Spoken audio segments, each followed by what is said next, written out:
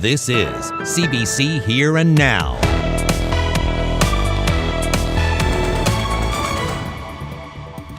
After months of waiting, the Towards Recovery evaluation is out.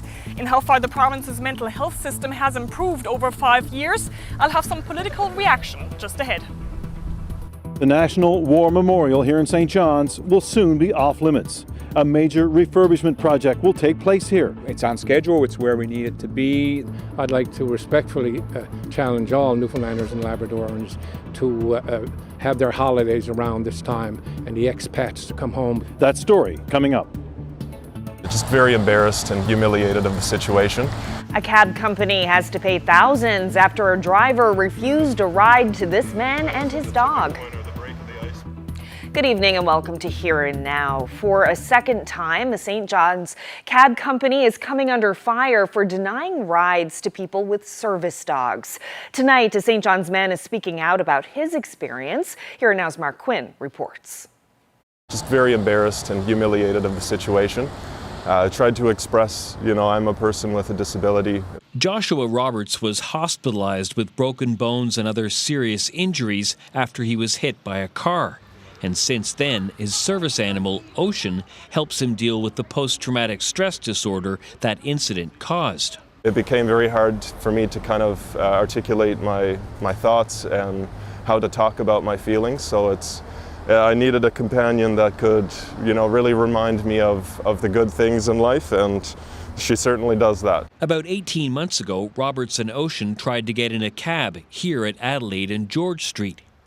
A citywide car turned him away first, and then a citywide van denied him a ride too, until Roberts spoke with a nearby police officer who convinced the van driver to take him. But it was an ordeal. It was embarrassing to say the least, and it was a little frustrating to have to re-experience that humiliation of having this condition and doing my best myself to deal with it. I figured that I would at least receive a little bit of support from the transportation systems we have, but I felt failed on that day.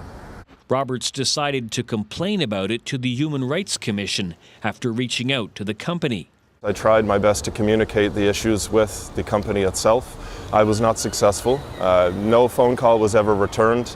There was no attempts of any communication to resolve the matter, to provide accommodation, or even an understanding of why it went the way it did. So after sharing my message with the public, it was strongly encouraged that I take a route that could help solve, or at least offer some resolution to the matter. This spring, an adjudicator for the commission ruled Citywide did unfairly discriminate against Roberts. The company was ordered to pay him $7,500 in damages and take training about the accommodation of people with disabilities. This is the second time the Human Rights Commission has found that Citywide discriminated against a person with a disability who uses a service dog. In this latest decision, the adjudicator said it's evidence of a systemic problem at Citywide, beyond the actions of the individual drivers in this case. CBC called the company's owner, Peter Gulliver, but he didn't return our call. Mark Quinn, CBC News, St. John's. Well, today the province announced plans for new mobile health clinics on the island.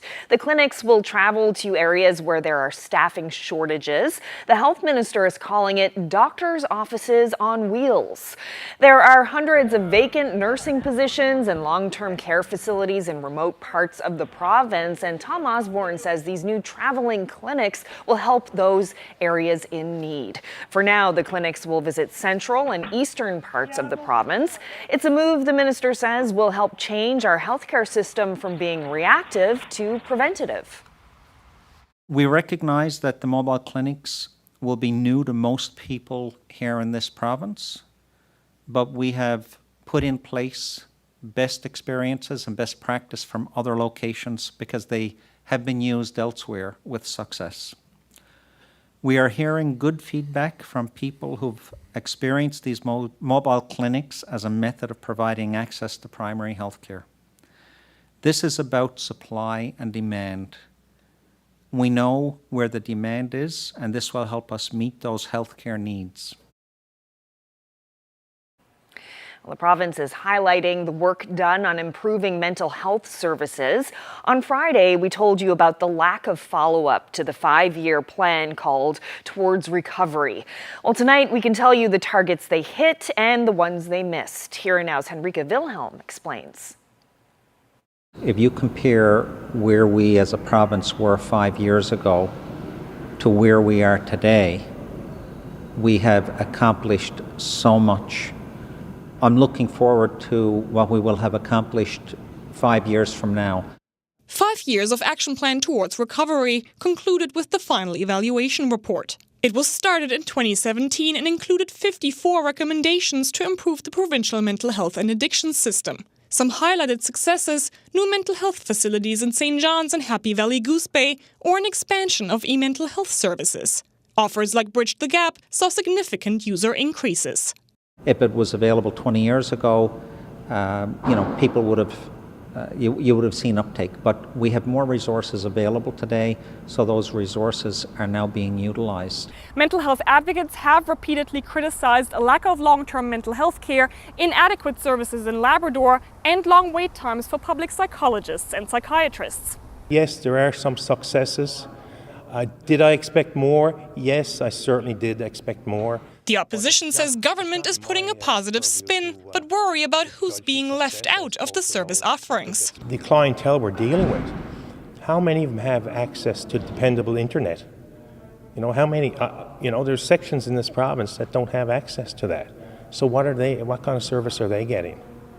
Staffing shortages are an issue across the health system, but also in mental health. That's something the opposition says is still bad 5 years into this plan. Government has not acted on it, and they've been in power 8 years. Human resource issues like this were here 8 years ago.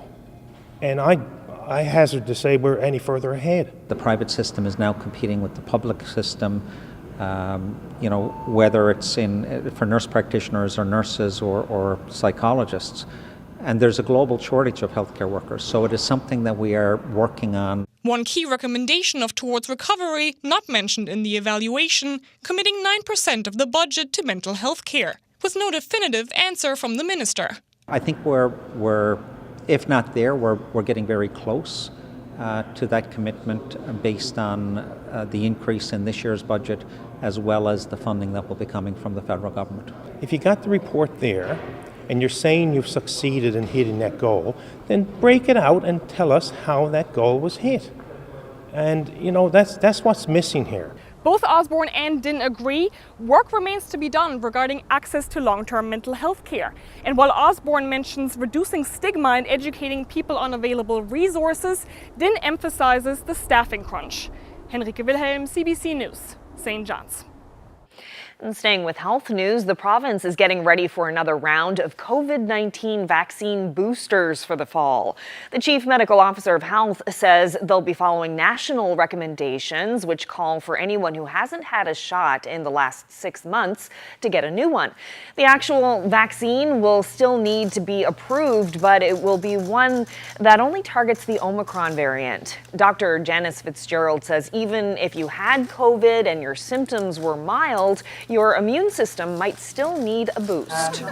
Depending on you will get some waning of your immunity as time goes on, and the further out you are from your vaccine. And we know that the immunity that you get, if it's just from vaccinations or just from infections and not from the hybrid of both of those, we know that it can wane a little bit more quickly. So, it is really, NACI has looked at all the information and they've determined that it is important for this fall for people to, especially those who are at high risk, to make sure that they're getting their vaccination.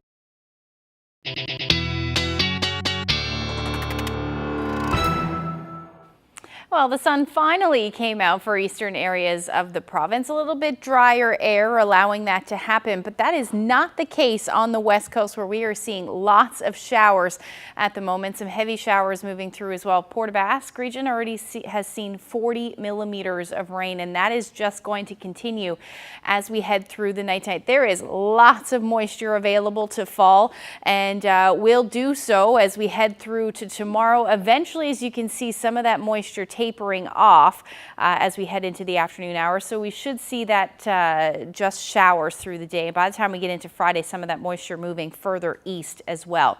Environment Canada has a rainfall warning still in place for the Port aux Basques area. Like I said, already 40 millimeters of rain falling. But as we head through through the night tonight, I should say, we could pick up another 30 plus millimeters of rain. So we'll break all of that down for you when I come back. Thanks, Ashley. Well, the province is falling short on its promises around pre-kindergarten programs. Government originally said it would be offered in 35 schools, but last year it was only available in 13. The Early Learning Pilot Program was announced last spring and cost $347 million in federal funding. CBC News has made several requests to speak with the new Education Minister, Krista Lynn Howell. The Department of Education has instead emailed a statement saying the minister is unavailable all week. The department says it anticipates additional sites to be added soon, but offers no further details. Premiers are wrapping up meetings today in Winnipeg, and concerns were raised over new federal clean fuel regulations. Newfoundland and Labrador's Premier Andrew Furey says he discussed the impact with other Atlantic premiers, and they're all concerned the regulations will increase the price of fuel even more on top of increases from the carbon tax. The clean fuels is a separate issue for Atlantic Canadians, and there is no offsetting or mitigating strategy being proposed by the federal government to date. We made sure that that was recognized across the table. Everyone agreed that that had a significant impact on Atlantic Canada, a differential impact on Atlantic Canada, and my province 3 times as much as many of the other people who are sitting across the table today. But each of us have our own energy issues as we move through this time of transition. This one particular is specific to the region of Atlantic Canada. Well, one of the generating units at the Muskrat Falls hydroelectric dam needs to be fully dismantled. An independent report quietly released last month calls that work a significant undertaking for which the cost and timeline are unknown. Reporter Patrick Butler is here to walk us through this latest bad news on Muskrat Falls. So Patrick, what can you tell us? So this report says that a full unit dismantling is what's needed to fix a vibration issue that's plagued one of the generating units for almost 2 years. And dismantling one of these units is no easy task. What you're looking at right now is the operating floor of the Muskrat Falls generating station. And under each of those 4 yellow squares is a generating unit that weighs hundreds of tons with a turbine spinning at 90 RPM. And according to this independent report from Liberty Consulting, annual maintenance revealed several damaged metal parts in the generating unit number 2, that had somehow absorbed hydrogen, which can increase the risk of corrosion. So Newfoundland and Labrador Hydro has no idea how that hydrogen permeated the metal, but it concedes that the generating unit, which again weighs hundreds of tons, is going to need to be taken apart. And think about that. It means pulling up this massive machine, deconstructing it piece by piece, and then putting it back together again. There's a reason why Liberty has called this a significant undertaking. Okay, so Patrick, the report says that the cause of the problem is unknown. What does that mean for the other 3 generating units? So the report says there's a possibility that this major work could happen not once, but 4 times, although Hydro says that's extremely unlikely. It's not impossible, but we're going to do inspections on the other units, and we're not seeing any of the characteristics in the other units that would suggest it also exists in units 1, 3, and 4. Hydro says the cost and timeline for the repairs will become clear in the next 2 years, and it says insurance will fit the majority of the bill. But it promises, and also I should say, it promises there will be no impact on electricity supply for customers. We're not surprised. Do you wish you didn't have issues? Absolutely. Do you plan for them not to occur? That wouldn't be prudent. So, we are ready for the need to take units out of service to address issues. Okay, so were there any other problems at the plant? Right, so over and above this issue related to hydrogen embrittlement, we know that all but one of the 4 Muskrat Falls generating units experienced major issues in the beginning of the year. Part of one unit cracked for the second time and in a similar place as before. Cables and resistors in another unit were also damaged. And in that case, Hydro doesn't know how the damage occurred because monitoring software wasn't functioning at the time. Okay, so far we've been talking about the Muskrat Falls plant. Any update on the transmission system itself? So the Liberty Report highlights several previously reported intractable issues with what's called the Labrador Island Link. So those 1,100 kilometers of power lines between Muskrat Falls and eastern Newfoundland. And one of the recurring issues we've been hearing about are these faulty turnbuckles on the power lines. Those are metal parts used to regulate the length and the tension of the cables. And when those turnbuckles fail, as they have on several occasions, a problem called galloping can occur. And that's when high winds push on iced over power lines and cause the lines to bounce or jump, which then affects transmission. And Hydro has been looking at a long-term solution, given that repairing these issues took weeks last winter. And one solution under evaluation is installing new equipment on each affected span on the transmission system. And each one of those devices would cost in the range of $100,000. Wow. Well, Patrick Butler, thank you so much for this. Well, police are warning about a scam targeting senior citizens. The RNC has received several reports of fraudulent home improvement agreements. They say people are approaching homeowners and offering to complete work related to property management and requesting payment before getting started. After receiving the money, the worker doesn't return. The RNC recommends people check references, confirm identification, and do not make payments before work is done. The National War Memorial in St. John's is about to undergo its biggest change in generations. It's all in advance of a major anniversary and the return of the remains of an unknown soldier from a First World War cemetery in Europe. Here and Now's Terry Roberts has the latest. If you plan to visit the National War Memorial here in St. John's, you best do it soon. Construction fences are about to go up around this solemn site. A contract award for the restoration project is imminent, the results of years of cooperation between the Royal Canadian Legion, who are stewards of the memorial, and all three levels of government. They all served and died, so we need to commemorate. This is an important place 365 days a year. In 12 months' time, this memorial will be 100 years old. A century of remembering those who served and continue to serve in the military. But this memorial was last refurbished in the 1960s, and it's showing its age. So in the coming months, the granite monument will be restored. The concrete stairs, walkways, curbs, and metal railings will be replaced. There will be new and upgraded lighting. New trees and shrubs will be planted. Another key part of this project, improved accessibility for our aging veterans and any visitor with mobility issues. But the centerpiece of this project, a specially designed tomb, will be constructed right here at the base of the monument. Roughly 1,700 people from Newfoundland and Labrador died in service during the First World War, long before Confederation with Canada. And many of them fell here at Beaumont Hamel. Of those who fell, 800 have no known grave. A process is underway to select a grave in northern France from which to exhume an unknown soldier's remains and bring them to St. John's next spring. I think it's going to be a very emotional day for a lot of people. On July 1st, 2024, during a rededication of the memorial, those remains will be interred during a special ceremony, establishing just the second tomb of the unknown soldier in Canada, similar to the one in Ottawa. So this now gives us the opportunity, as a part of this refurbishment, as a part of this memorial site, to actually have a tomb that will truly represent the people of Newfoundland and Labrador and those that served. There was 272 teenagers who lost their lives, and of them 114 had no known graves. And so this could be one of those teenagers that we'll be putting here. When the War Memorial was first dedicated in 1924, thousands of people attended, including General Douglas Haig, who commanded the British Expeditionary Force during the First World War. The Legion is hoping for an equally impressive turnout for the centennial event next summer.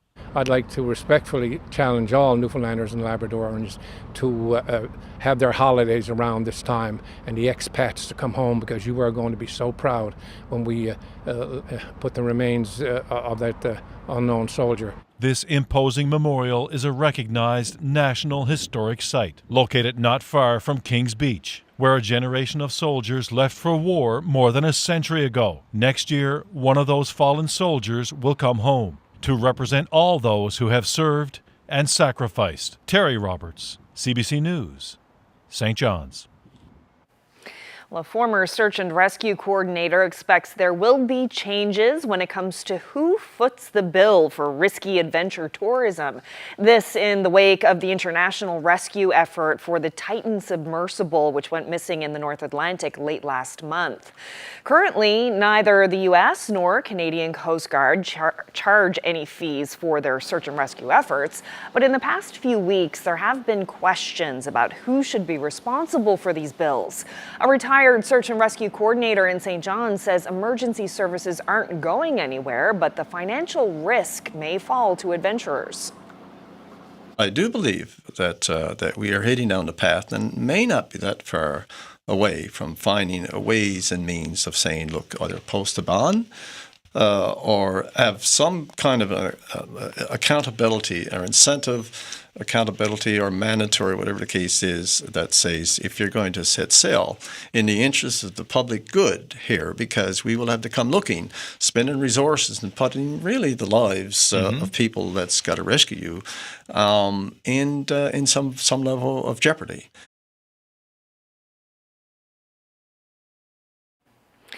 Well, speaking of adventure and tourism, this Saturday is a chance to get out and enjoy some of this province's parks for free. It's Canada's Parks Day, and the Newfoundland and Labrador government is waiving the fees for one day. Normally, each vehicle is charged $10, but the province is encouraging people to explore any of the 32 provincial parks.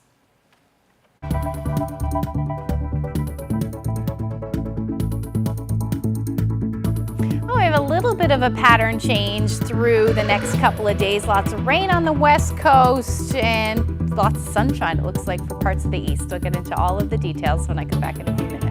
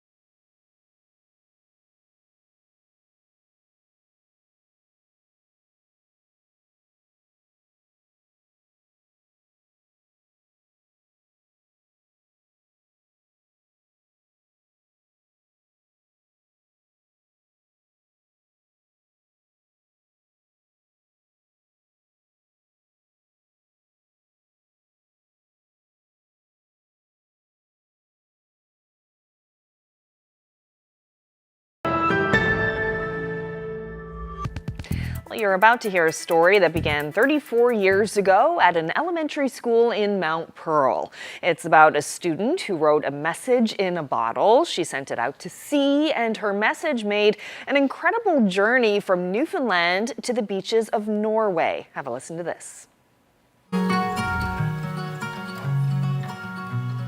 We were learning about, pen pal and obviously practicing writing our letters and things. So we all as a class wrote these letters and put them in a bottle, and away they went. So the letter says, "Hello, my name is Jennifer. I am 8 years old. I'm in grade 3 at St. Peter's Primary School, Mount Pearl, near St. John's. Our teacher is Mr. McDonald. I have many nice friends at school. Please write me back." And I signed my name, and then I put my address of my home. My boyfriend works for a company. They are doing a beach cleanup project in Sørøya, which is at the very, very top of Norway.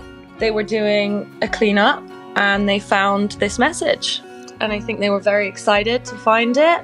It never crossed their mind that they would ever find the person whose letter it was. And I sent the picture to my sister-in-law, who's from Halifax, and she said, "Well, the East Coast is quite small. I bet we can find her."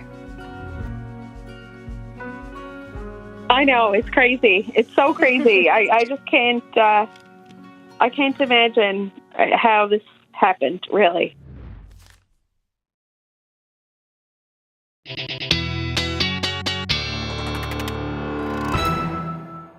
I just love those kinds of stories, connecting from across the seas. And thanks to our colleagues at CBC Radio's The Broadcast for that story. And Jennifer, the student from Mount Pearl, says she and her young son plan to stay pen pals with the couple in Norway. Yeah, and Jennifer says her son plans to make a message in a bottle of his own, only this time they'll use a biodegradable bottle. All right, that makes sense. Totally. Might not last as long, but that's good. That's better a good for the thing. environment. Yeah, that's a good thing.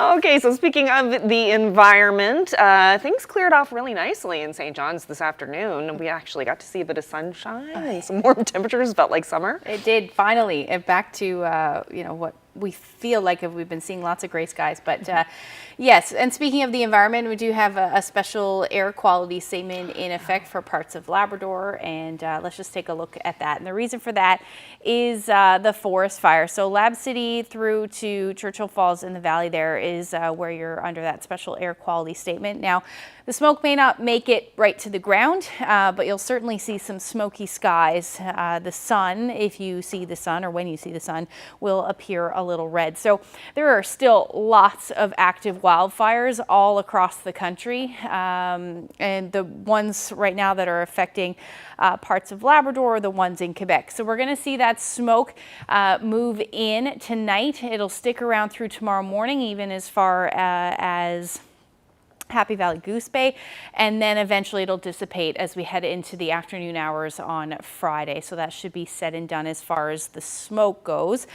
So skies will clear out. But temperatures over the last couple of days have been quite mild up across the Big Land. 30 degrees in Cartwright. Temperatures for the west and central portions have cooled down quite significantly. Only 22 is what you reached in Happy Valley Goose Bay, but that heat still very much in place.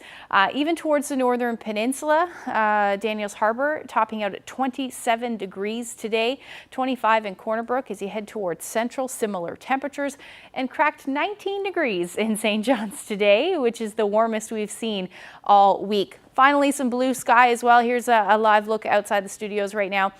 Currently at 17 degrees, a bit of a humidex there, 20. But the reason for this change is the winds shifting. So 22 kilometer per hour, those winds now out of the south-southeast. And that's pretty much going to continue as we head through to tomorrow.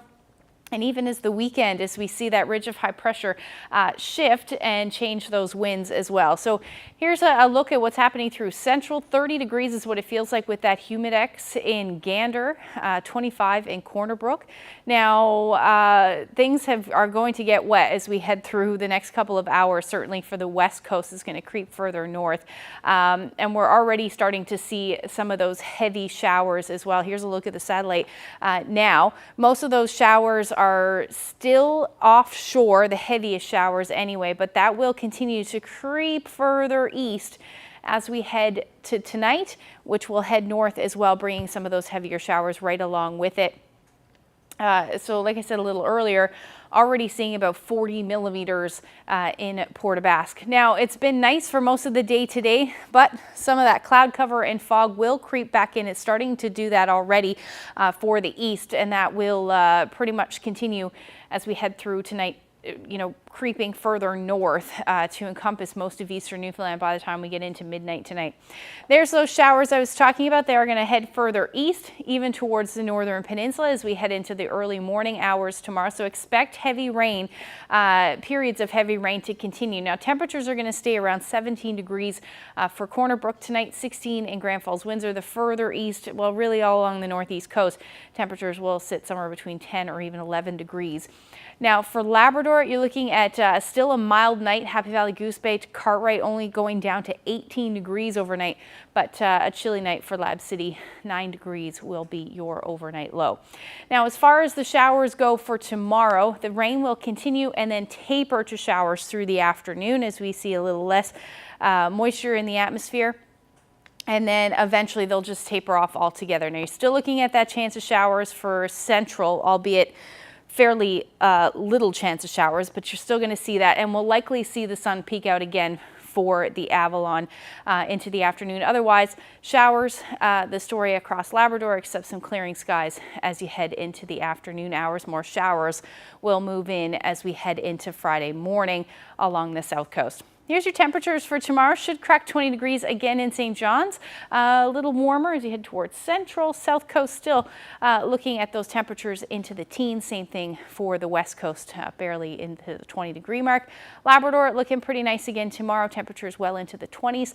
Happy Valley, Goose Bay 26. Humidity will feel more like the 30s. Some of us will see humidity as we head towards the weekend as well. I'll break that down for you coming up.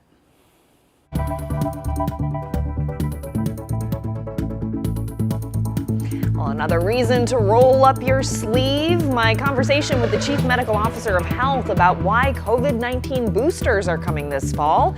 That's just ahead.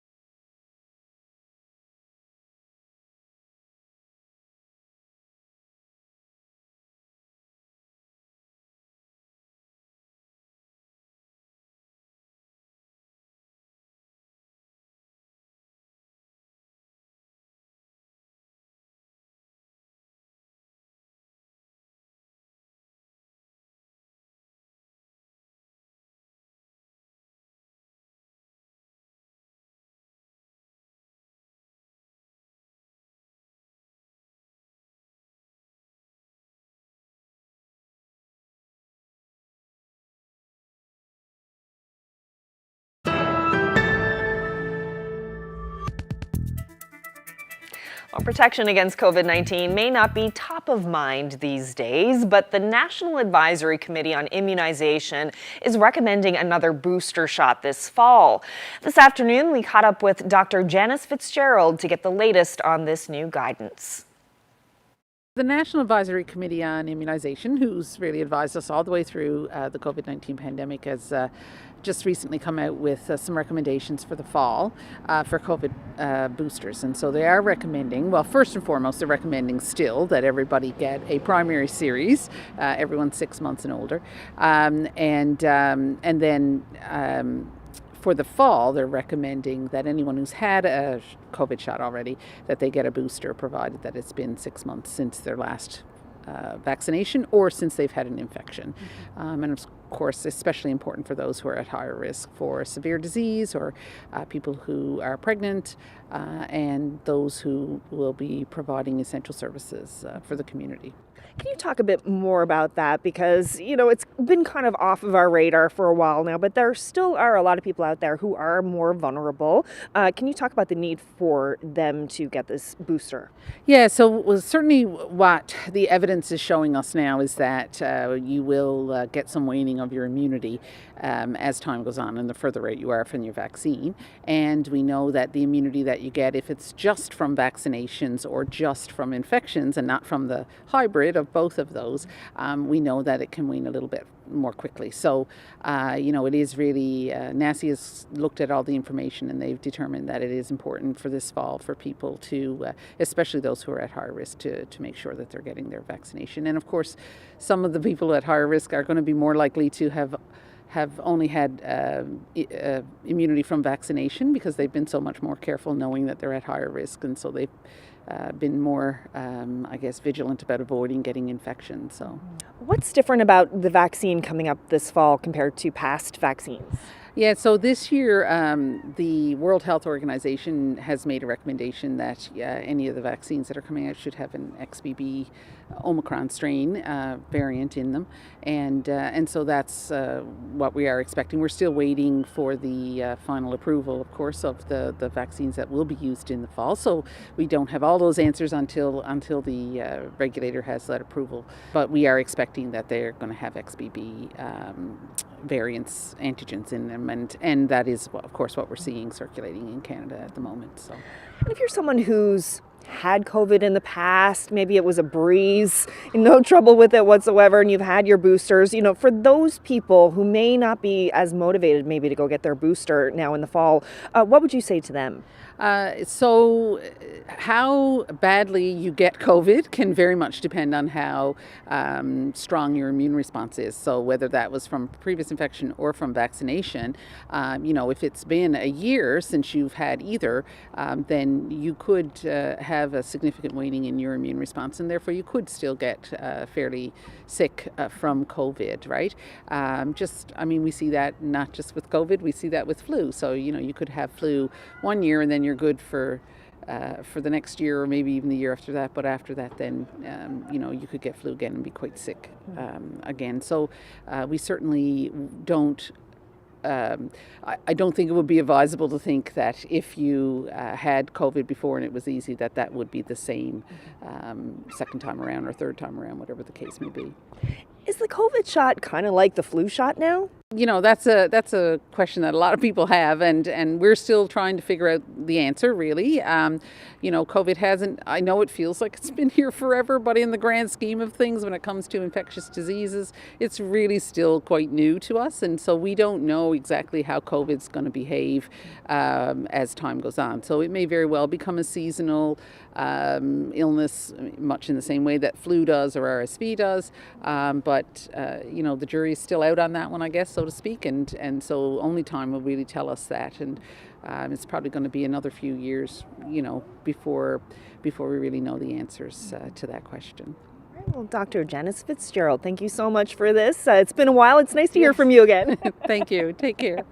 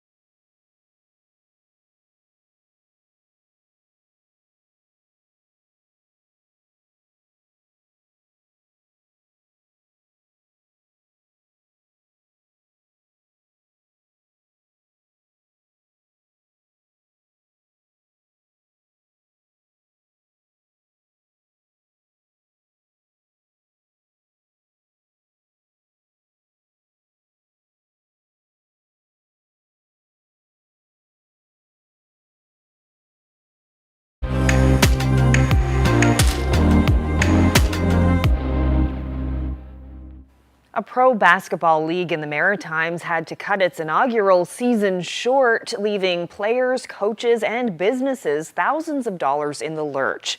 Now, some of them are speaking out against the East Coast Basketball League and the promises made. The CBC's Steve Bruce has that story. When Logan Rempel got offered a spot on PEI's new pro basketball team, the Charlottetown Power, he was quick to say yes. I loved it. I mean, to be able to play professional basketball in the city that I'd played college in and kind of grew to love was really like a dream come true for me. Look at that pass. Rempel says the Eastern Canadian Basketball League got off to a good start in the spring, but about halfway into the season, he stopped being paid. Then in mid-May, the season abruptly ended. Rempel's received just half of what was in his contract. I think everyone, as far as I know, was compensated to start, and then as financial troubles hit, I think that the checks stopped coming. It was a similar story for Charlottetown's Eastlink Centre, where the Power played their home games. The centre's general manager won't get into specific numbers, but he says the league still hasn't paid part of the bill for renting the facility. John Abbott says league officials estimated they'd sell 1,000 tickets a game in Charlottetown, which would more than cover the rental, but they sold less than half of that. It's just projected revenue. I mean, we budgeted so much off of basketball revenue, and we're not going to get nearly what we had budgeted. So if they had played the whole season and we had got all our money, it would have been a great tenant. Didn't work out that way. A former manager with the Moncton team says a lot of people are still owed thousands of dollars, including players, coaches, a bus company, and hotels. He says the lone owner of the league and all 7 teams just didn't have a viable financial plan. We were told that there was millions of dollars behind it from the U.S. Ultimately, that's clearly not the case, and we never would have entered into the league. I wouldn't have taken my position. The coaches wouldn't have agreed to be coaches if we'd have known what the plan was. League owner Rafi Varma wouldn't agree to an interview, but said in an email, "We have stated on multiple occasions that we do have outstanding debt since the league suspended play in May. We're currently working on rectifying the situation." Rempel's not sure whether he or other players will be paid. Either way, he's open to playing for the Power again. There was always concern, and I think that's anywhere you go. You look at a lot of these other leagues overseas and stuff, and there's a lot of people that run into the same problems. It's just, that's kind of the nature of a startup professional league. The league has said it hopes to be back next year, though the manager of the Eastlink Centre says you won't see the Charlottetown Power playing here again unless the centre gets the money it's owed. Steve Bruce, CBC News, Charlottetown.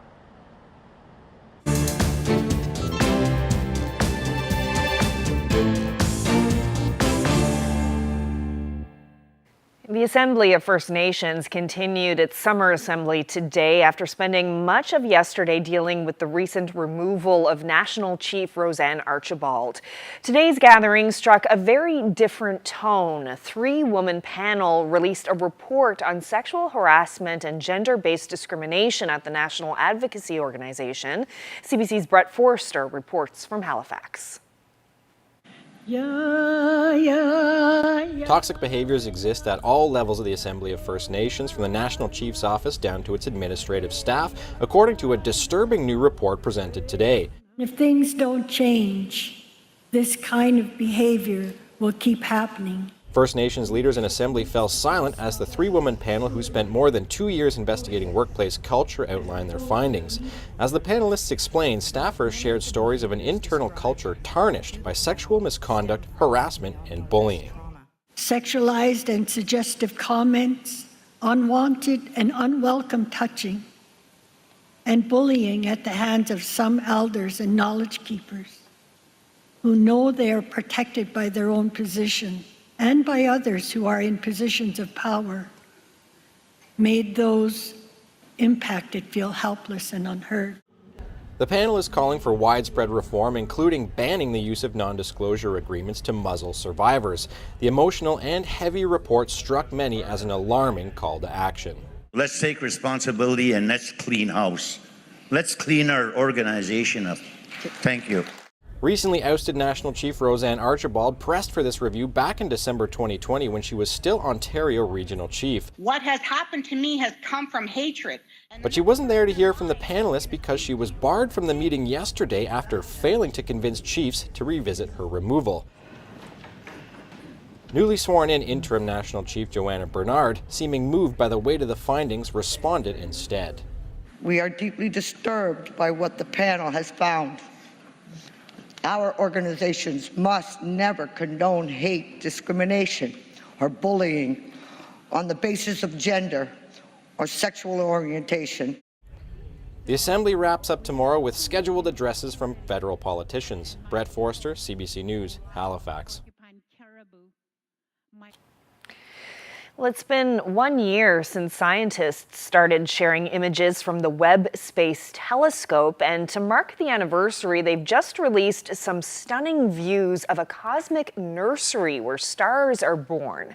The pictures show dozens of stars being created in a vast cloud complex some 390 million light years away. There's illuminated gases, jets of hydrogen, and dense cocoons of dust holding the beginnings of even more stars. All of the young stars appear to be no bigger than our sun. Scientists say the images offer a glimpse of what our own system would have looked like billions of years ago when it was forming. The Webb Space Telescope is stationed about 1.6 million kilometers away from Earth.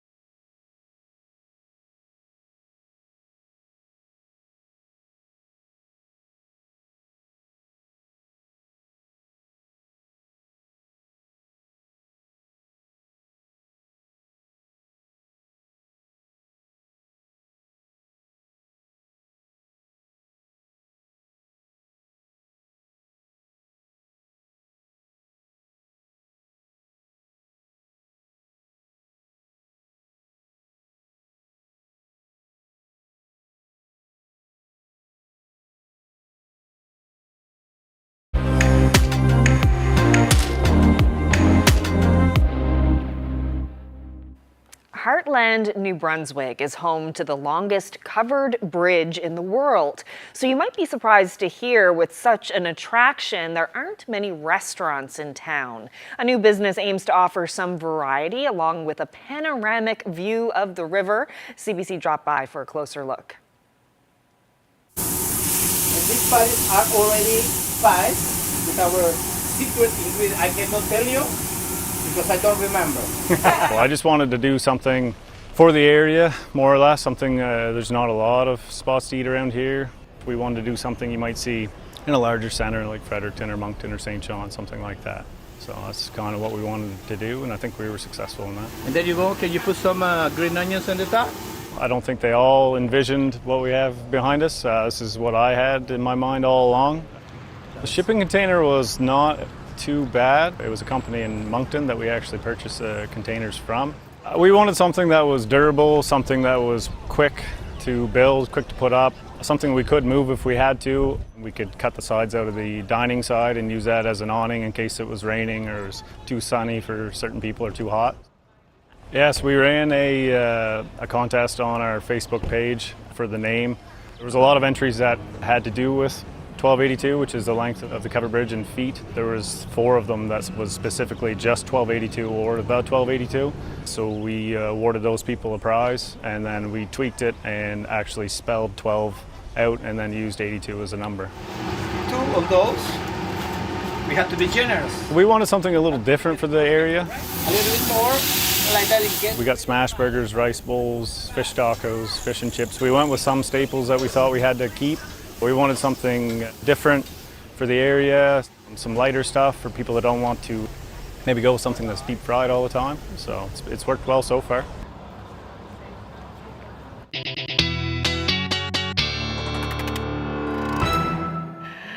Now we're both starving. That looked really good. We were both just looking at like, delicious. Yeah, they always do that to us at the end of the show. Yep. Get us ready to go home and have a feed. That's right.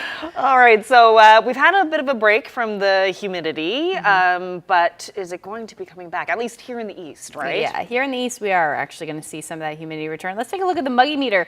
Haven't thrown that one out there in a while, but as we head through Saturday, it's going to start to feel muggy, and that will continue as we head into the beginning of next week. In fact, it'll start to feel a bit humid, actually.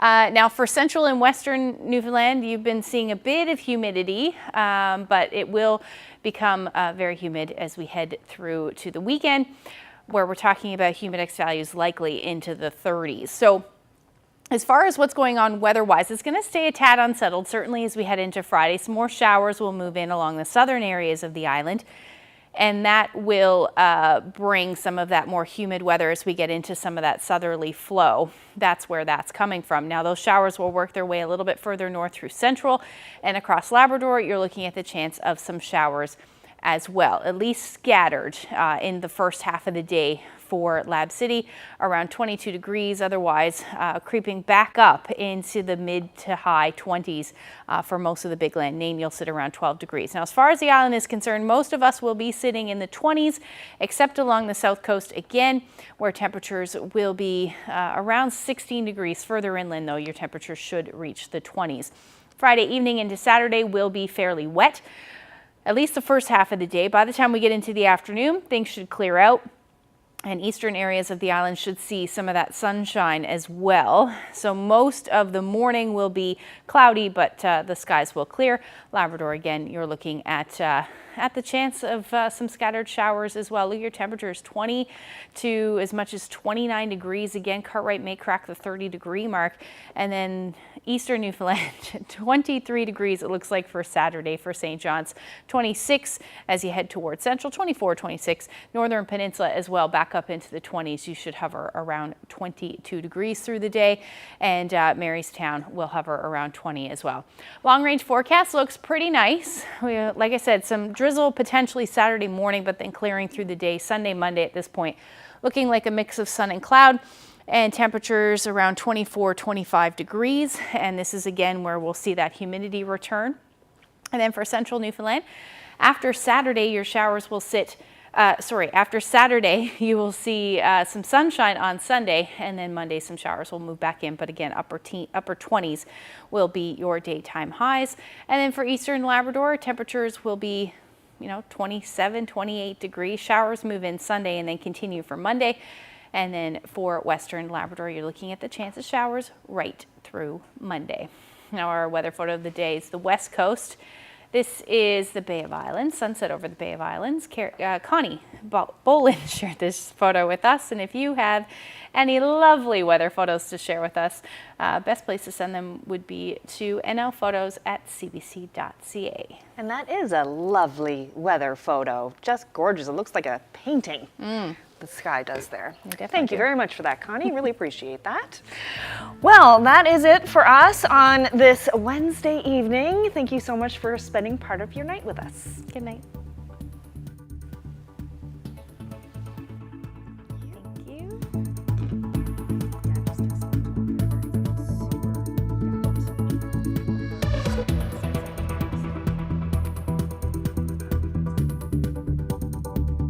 How do you see? Is he down there?